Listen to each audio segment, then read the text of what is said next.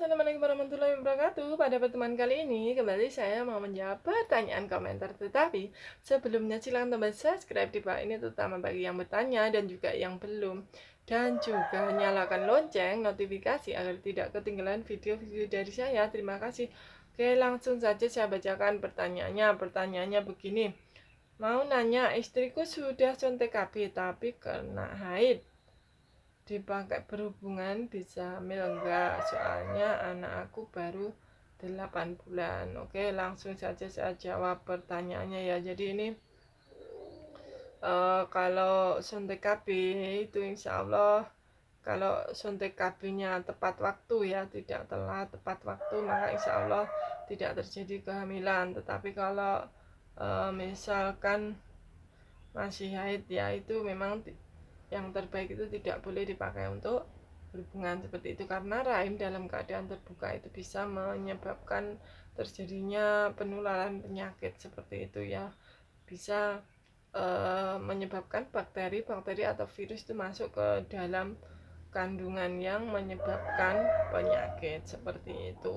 Oke, sekian dulu jawaban pertanyaan ini, semoga bermanfaat. Lanjut pertanyaan berikutnya. Istri saya KB yang seminggu, terus saya boleh berhubungan pas di hari ke-7 apa hari ke-8 supaya tidak kebobolan. Terima kasih.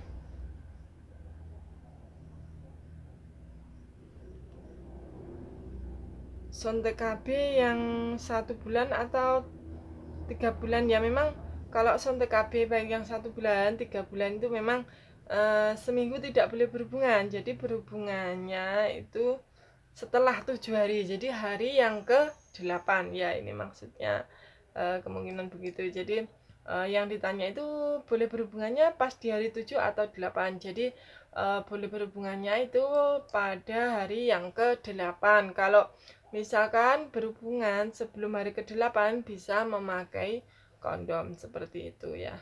Oke, sekian dulu jawaban pertanyaan ini. Lanjut pertanyaan berikutnya. USG 6 minggu baru kantong, normal enggak? Moga pas balik lagi udah ada janin, amin.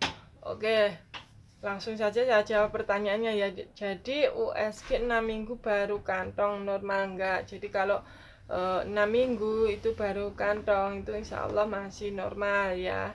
Jadi bisa kontrol lagi USG kurang lebih 2 minggu ya, 2 minggu baru USG ulangan untuk melihat kalau 2 minggu lagi untuk melihat udah ada janin atau tidak ya. Kalau 2 minggu lagi itu sudah 8 minggu insya Allah sudah ada janin ya. Normalnya kalau 2 minggu lagi USG itu sudah ada janin, sudah ada kantong dan janin ya, janinnya kecil seperti itu ya. Oke, lanjut pertanyaan ini sama ya orangnya. Jadi ini kehamilan keempat ya. Sebenarnya kalau kehamilan yang yang sudah multi, misalkan kedua, 3, 4 itu kalau di USG itu cepat kelihatan ya. Biasanya 6 minggu, 7 belum ada 7 minggu itu sudah terlihat janin ya. Tetapi tidak apa-apa, nanti bisa ditunggu 2 minggu lagi ya, kontrol 2 minggu lagi untuk melihat apakah sudah ada janin atau tidak. Memang normalnya nanti 2 minggu lagi harus sudah ada janin. Kalau belum ada bisa mengarah ke kehamilan kosong atau BO seperti itu. Oke, lanjut pertanyaan berikutnya ya. Sekian dulu pertanyaan ini, semoga bermanfaat. Pertanyaan berikutnya langsung saja ya. Ini pertanyaannya begini. Tetapi sebelumnya silahkan tambah subscribe di bawah ini, terutama bagi yang bertanya dan juga yang belum, dan juga nyalakan lonceng notifikasi agar tidak ketinggalan video-video dari saya. Terima kasih. Jadi pertanyaannya begini.